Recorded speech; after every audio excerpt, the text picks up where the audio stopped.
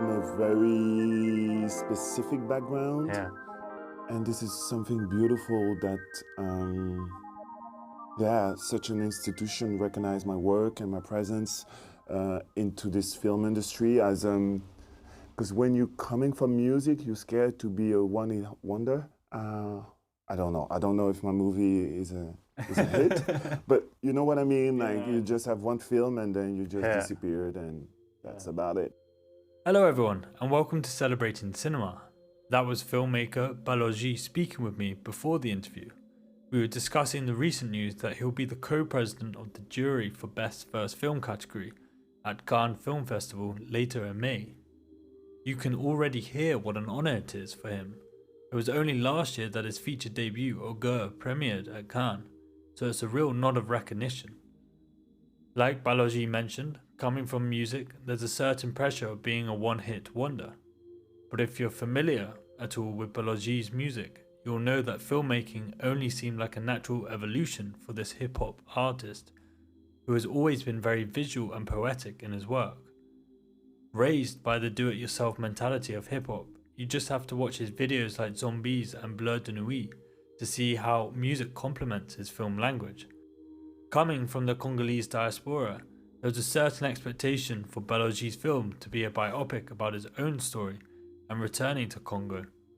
Instead, Baloji was much more interested in the story of outcasts, a familiar feeling that's followed him throughout his life, simply by the connotations of his name, which means evil sorcerer in Swahili. It would be the equivalent of having the name demon in English. Augure initially starts by following Kofi, who is visiting his family in Congo from Belgium with his white wife.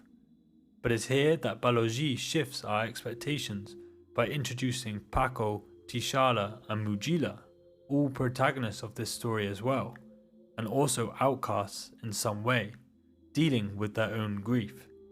It's these stories that are often never told. As Baloji will mention later on, it's often the winner's story of someone making it out that's very often the focus. Baloji's style itself is rooted in magical realism, a very visual and poetic style that helps to translate a feeling. Augure is a film that encourages you to experience rather than simply to watch. All elements I think that are shared with hip-hop and something I wanted to ask him later.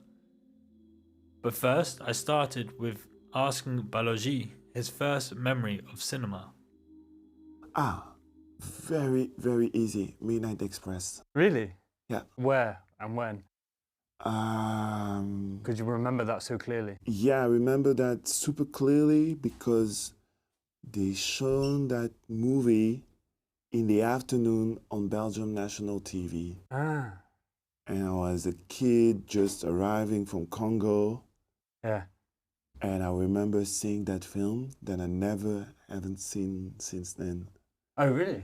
Yeah, and for some reason, the music, the soundtrack, keep from Giorgio. Now I forget his name. Keep following me everywhere because it gets sampled so many times.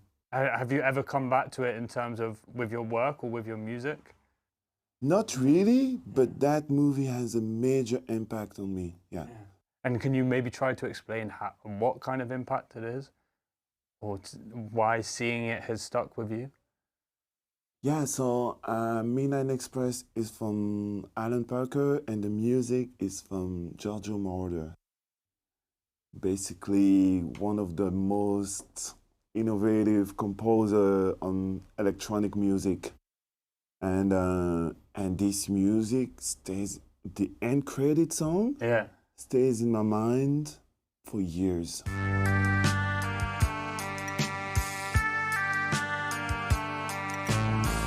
And every 5-6 years, there was a hip-hop songs that sample something from Outkast, from this West Coast group, Hieroglyphics, Tupac, whatever. Oh, wow. Everybody sampled them, sample something from him from that movie. And you've never watched it No. since?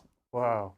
And I remember such a scene and being, you know, when there is some little sexuality and you're trying to sneak in, pretending you don't watch. It was yeah, this present situation, yeah, it's really impacted me. Yeah, because so it probably leads to my next question of how, so you're a hip hop artist, how music influences your filmmaking, but how filmmaking also influences your music. Because if people aren't familiar with your work, Zombies and Bleu de Nuit Yeah. are very stylistic, and a lot of what you see in Augure is already, there are elements in those Yeah. music videos. So I wondered how did you evolve from being a musician to also wanting to tell your story through film? Oh, I've been trying to do film since 2012, so it's not something new. But it started for me with working with Nicolas Carasatanis and a duo called Spike and Jones of two commercial filmmakers. We Yeah. worked together, and there was something in the way that Nicolas Carasatanis is this incredible DOP. It was playful. It was not something based on knowledge. It was just to snap with his camera and choosing the angle. This is the angle that's how I'm gonna frame it. And I was like, wow, it's beautiful. It's not that technical. It's not like a mystical word when you need to have and you could crack it, the code, just like I do with music, because I never learned solfège.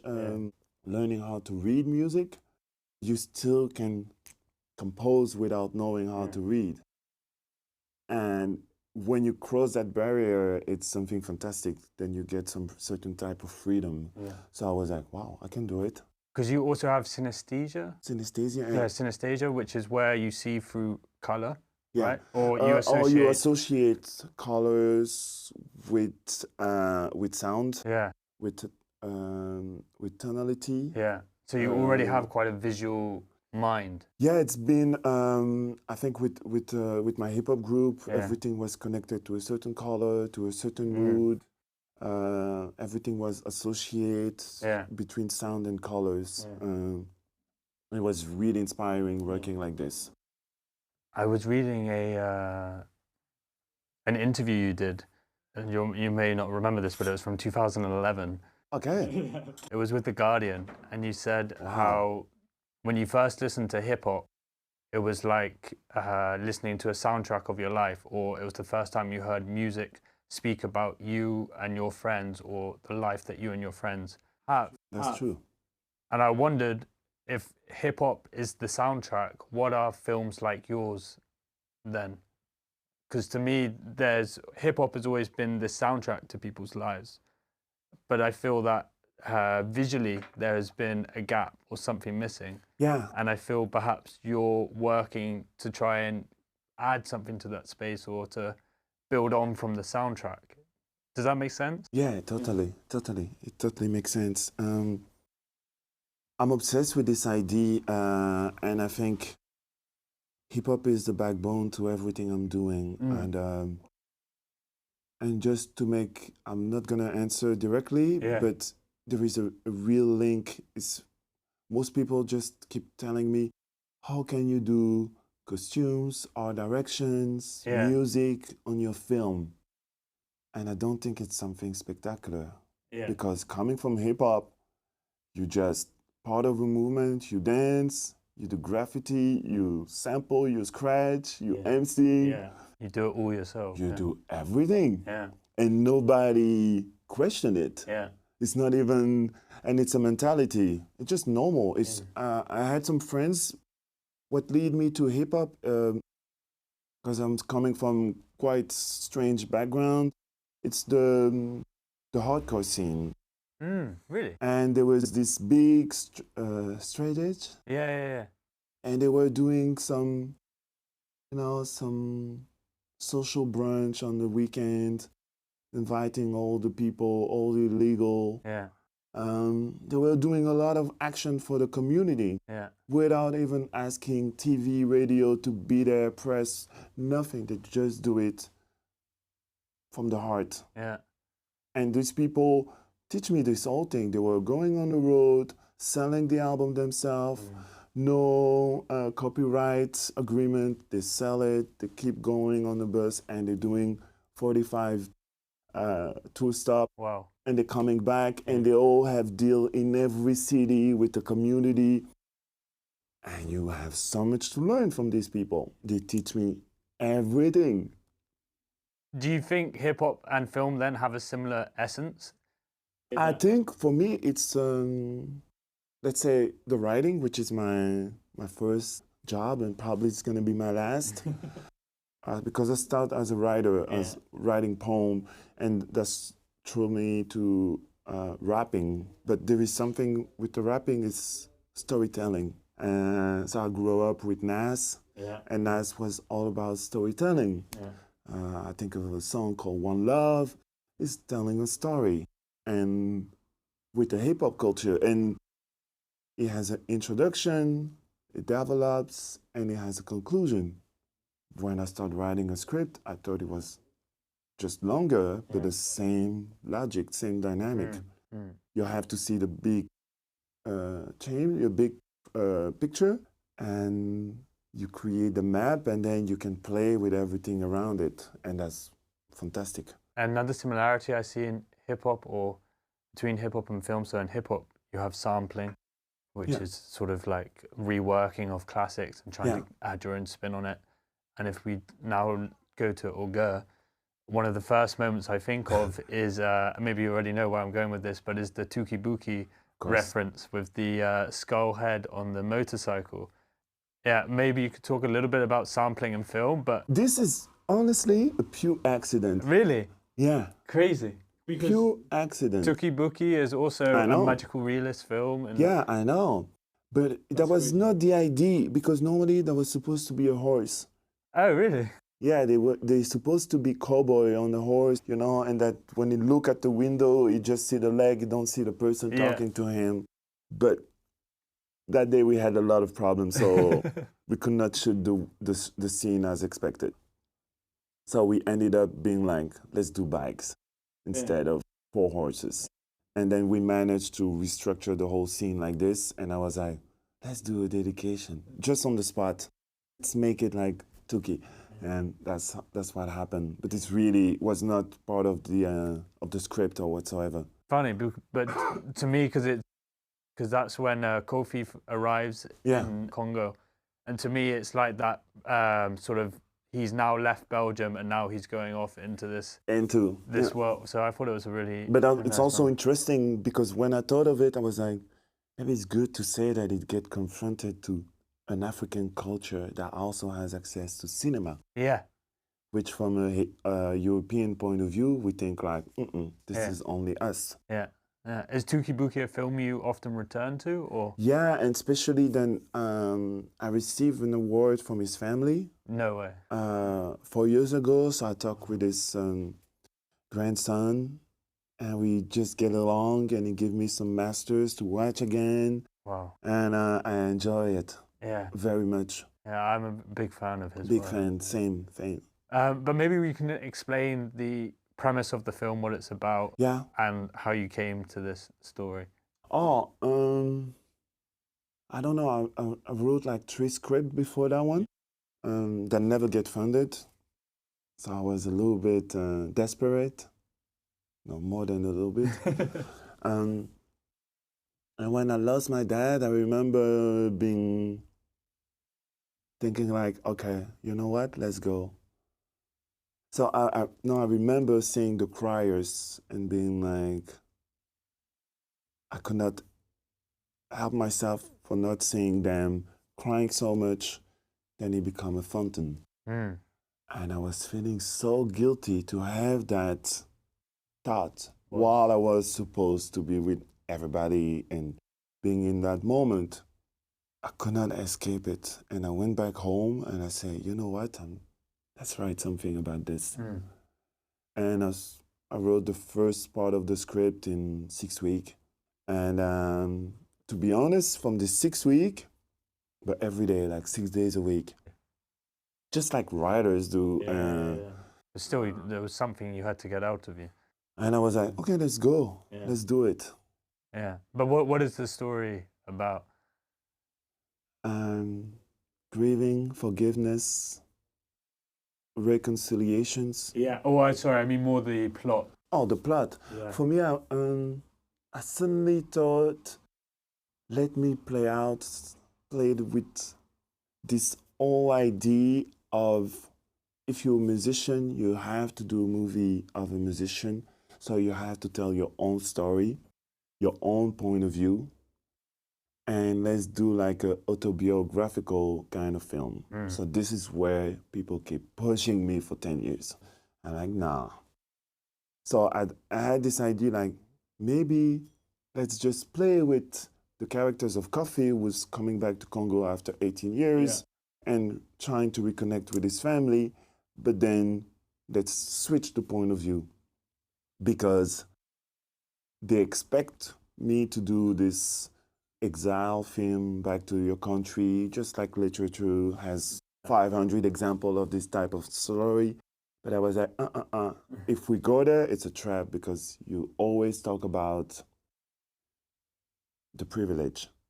And if you do a movie about the privilege, nothing will change. So that's why I wanted to switch to Paco as his mirror. That's why I wanted to play with the sister that we play with the Bechdel theory about when two women are on screen, if they talk about a man, etc. And I wanted to have men talking about a woman, which is a sister that you only discover. And I wanted that the mom, you hate her, and then you understand that she's the first victim. So I had this structure from the top, and I just built around it. But nobody wanted me to tell that story. Because when you say privilege, people might be a bit confused, right? But I think the thing you keep coming back to is that Kofi is someone who comes and he has a passport.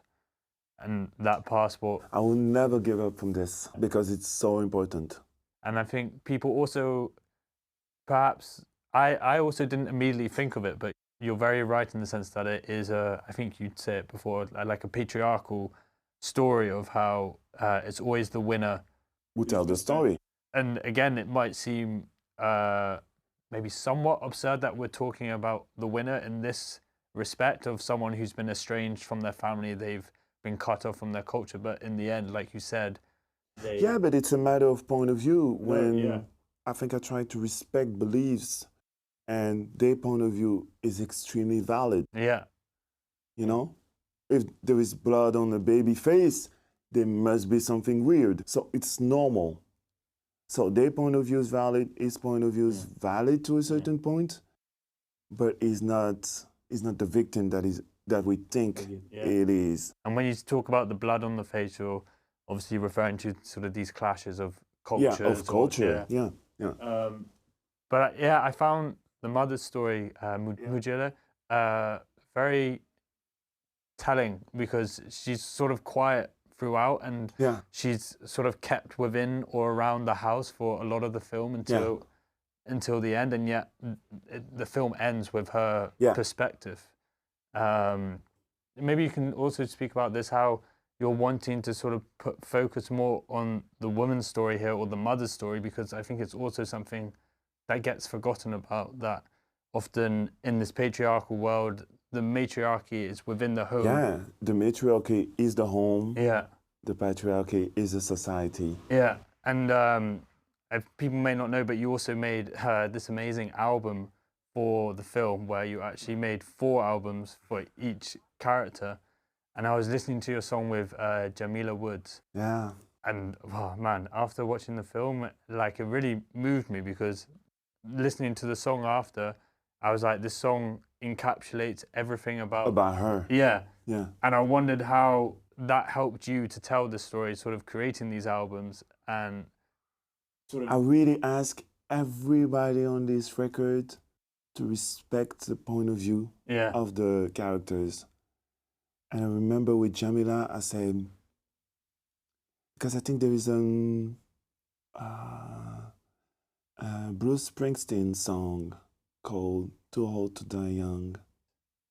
And I thought it was nice. It was on my sketches, and I was like, because I worked a lot on writing the albums, I came across this subject matter that really bring me to a place I didn't expect.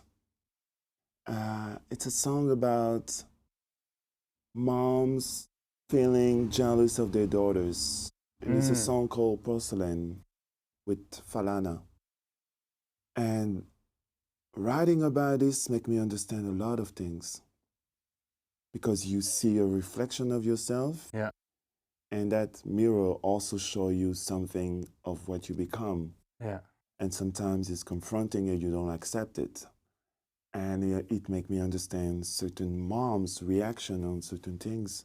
So I was like, it get me obsessed of the how women grow old and the society don't accept them as a body, as a physical body that can desire and be desirable, to the opposition of a man that become more charming and seductive getting old, which is very strange. And how desire for women is always objectified, so past a certain age, you don't represent the body anymore. It's very narrow how we see. Yeah, you just a presence and sometimes a voice or a comfort or an authority or something, just but not seen as a complete human being, which I thought it was extremely fascinating to talk about that. Yeah, and I think that how you do that is also pretty, well, also the actress as well, because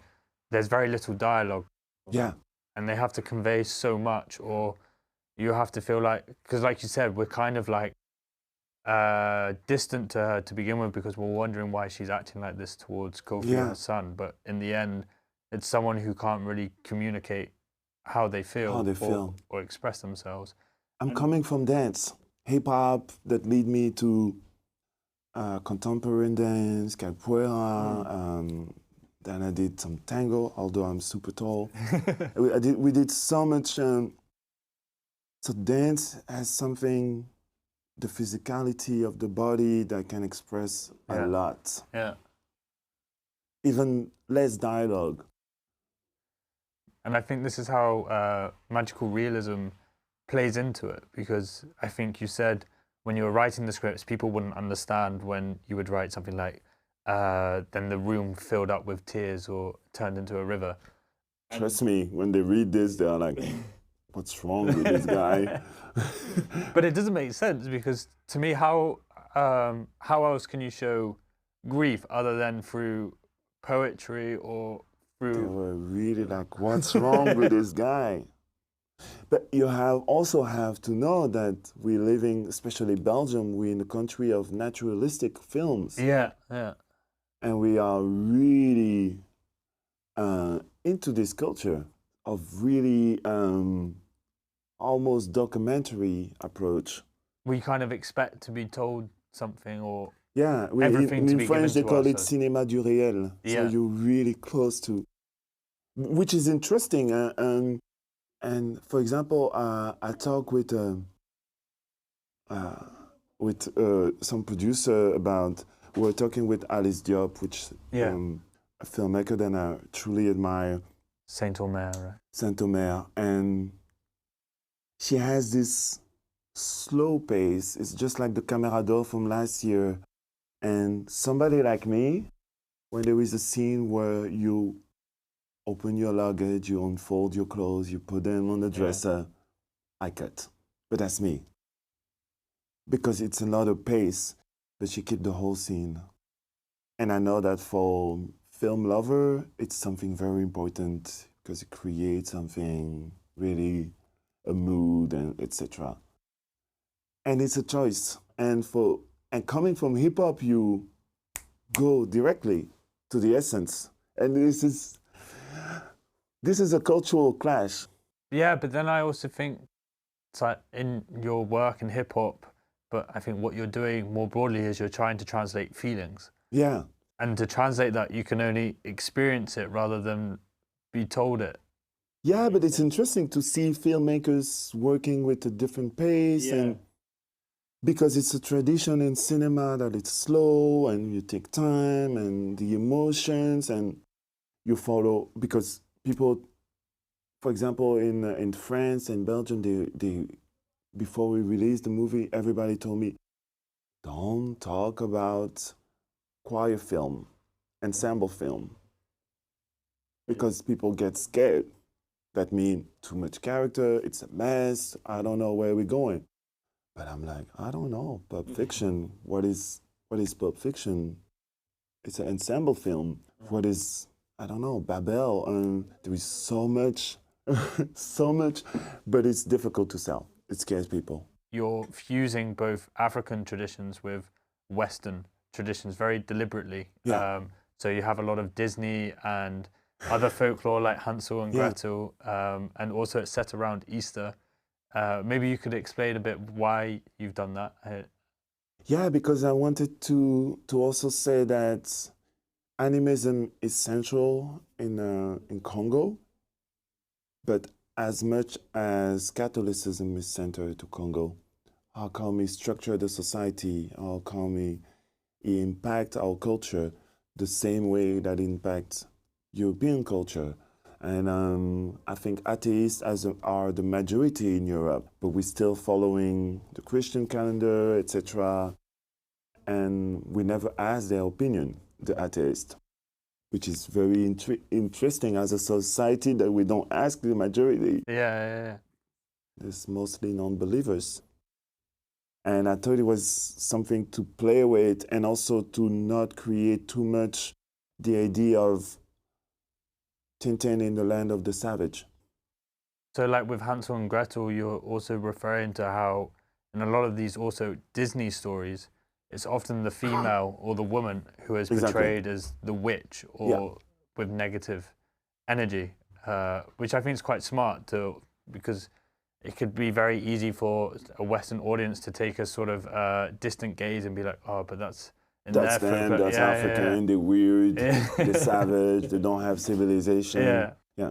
Even some new content, even, I'm sorry for her, but even Barbie. Yeah.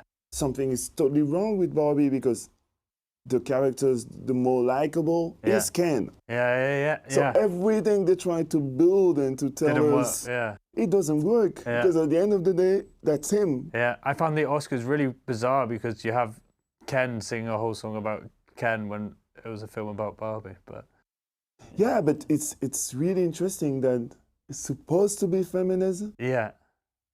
But they don't do anything to make Barbie human. Yeah. Ken is human. At least he has a narrative arc that it makes him progress. With him more, yeah. He progress, he changed through the narrative. And that's scary. How sometimes you try to say something and your intention contradict with your decisions in filmmaking. How do you make sure that doesn't happen? Oh, it can happen. It can happen all the time. And that's why editing is super important, because it's all about finding the right balance. Because we've also managed to get through most of this interview without actually explaining how Augure is all about your own relationship to your name as well in some way, in the sense that, so Baloji, if I'm not mistaken, means sorcerer, and had these quite sort of demon connotations when Congo was colonized, right? Exactly. And so these four characters are all marked by the devil in some way. Yeah, they are all considered as outcasts. They are essentialized in a negative way. Even Mama Mujila at the very end, she's put out of her own house. And that's something that I will do for the rest of my life, as much as I will do poetry, is talking about being considered as a sorcerer while you don't decide the name that somebody else gave you. And you cannot be reduced to one thing, like your name. And to be honest with you, right after Cannes, we went to Congo to present the movie, because the Congolese government, they were a little bit skeptical to help us in the beginning, and then they came to Cannes, then they support the film, and then they went on the red carpet, the Congolese flag, make it viral in Congo, extremely proud of it. And we went to present the movie, and for the first time in my whole life, I heard people saying my name without feeling ashamed. Really? Without trying to just You know, I could go on the radio and they say, yeah, so we have the artist Baloge, because they don't want to say it.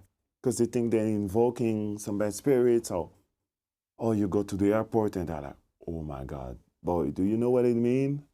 So you always confronted to your name, and growing up, it's always been an issue, my name. That must be very special though, to have made this film and then for that It's kind super of... strange, super strange. Yeah. I still have to process this part. Yeah, wow. And how is it? Because you were separated from the Congo and your culture. Yeah. You grew up in Belgium, but yet you came back and decided to make a film from within rather than from outside. Yeah, but I came back very often since 2010. Okay. And yeah, there was a long moment I didn't went to Congo, and I had to reconnect.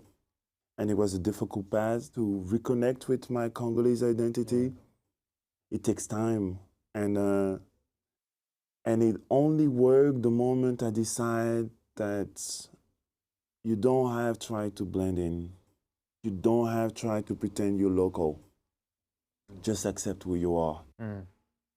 Which I think this film also Because shows. your identity can be multiple. Yeah. And it doesn't mean that you are less Congolese than another one. You just have a different identity. And it's, you know, I have a mixed race. As you say in English, it's an awful word, but...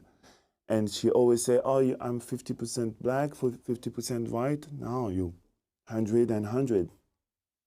And the moment I accept that for myself, it's never been a problem. Wow. But it took me a moment to be like in that spirit. And so was making the film cathartic for you? Sorry, cathartic? Yeah. Or not really?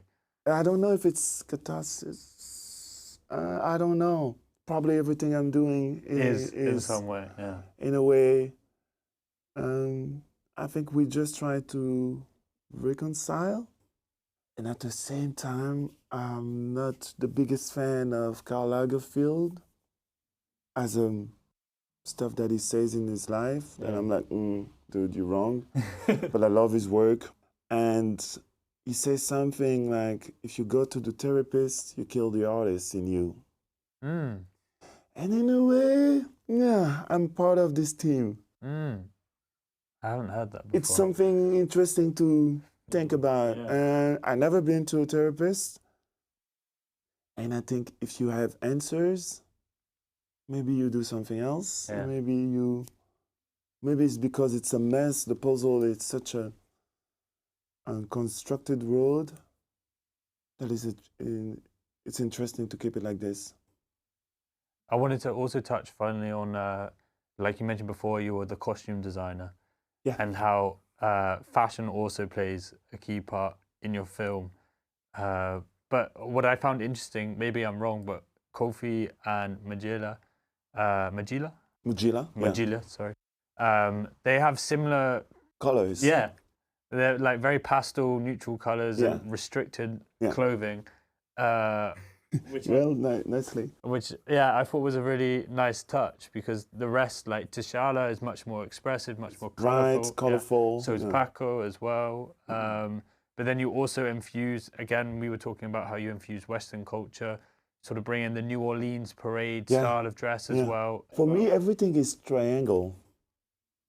Everything I do, maybe it's because I grew up with the Bulls, the Chicago Bulls. The triangle, everything is triangle. So everything is Africa, Europe, or more specifically Belgium. Because I think Belgium has a big history of surrealism, so Belgium and US culture. Yeah. That's my triangle. Yeah. And I always go back to these three elements and playing with codes of these three part of the globe. And I think you mentioned before how every part of a film elevates the overall story that you tell. Yeah, and I think the costumes are so important in the film. Of course, I will never get the Yorgos Lanthimos Poor Things budget. And when I look at it, I'm like, wow. You know, I'm just like a baby, and I'm in love with every shot. Everything costs millions, and and it's gorgeous. The costumes are gorgeous, and it's also beautiful to make it low key. I think it's something interesting, but you give attention to it, but you strip down everything. And I like to play with colors because of synesthesia, but also it helped every department. It helped the camera movement. So, for example, with Mujila, since it's coming from something that I learned from Belgium, dentelle, lace culture from Bruges, that they go to Congo and they teach them how to do it. And after 2 years, they were like, they're going to destroy and ruin all that. So let's do lace with raffia. And the color is like this kind of like a terracotta beige. Oh, wow. Really earthy color.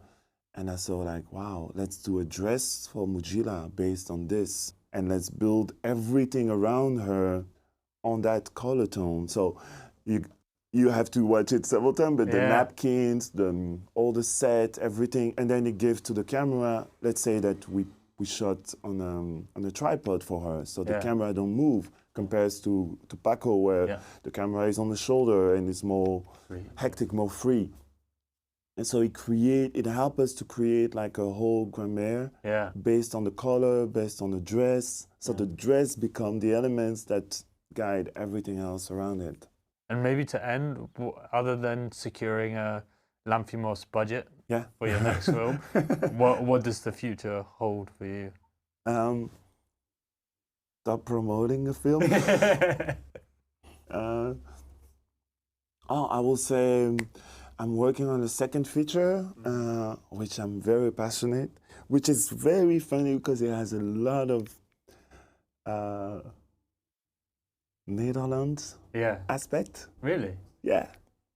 It's something that I'm working a lot on it for the moment. It's in my mind because I live in Ghent, on the Flemish side. And I'm very interested in the fact, it's cool because in 5 years we could maybe talk about this. I hope so. And I'm very interested in it because people are afraid to disappear. That their culture, their tradition, their identity disappear in this global world. Yeah. And that they lose themselves. And I work on something based on Afrikaans.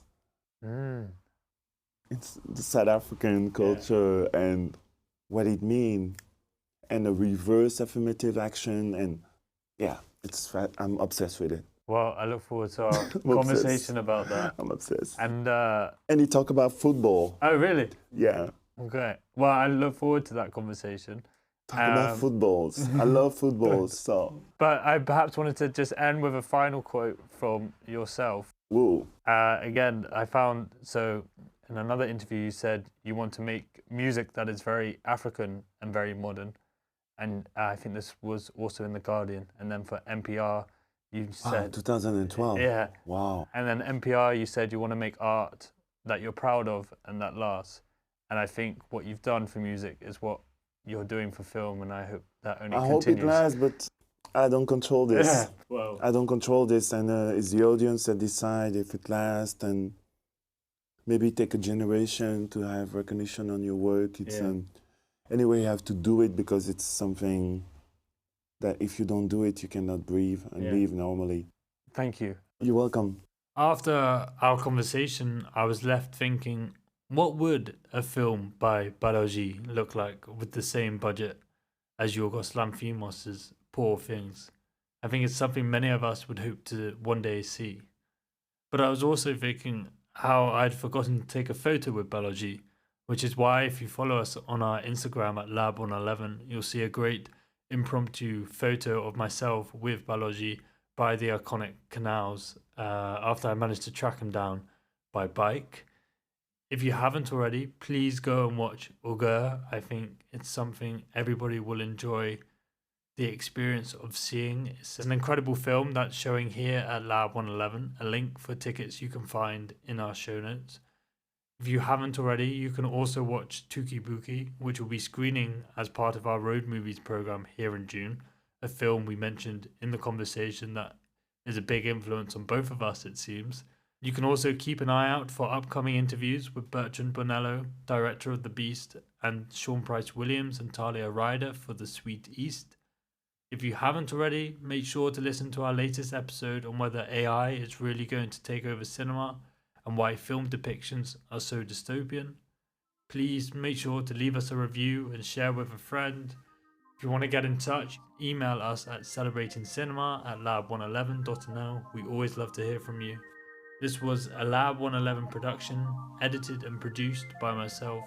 Music from Hugo Emezal and artwork by Studio FFF.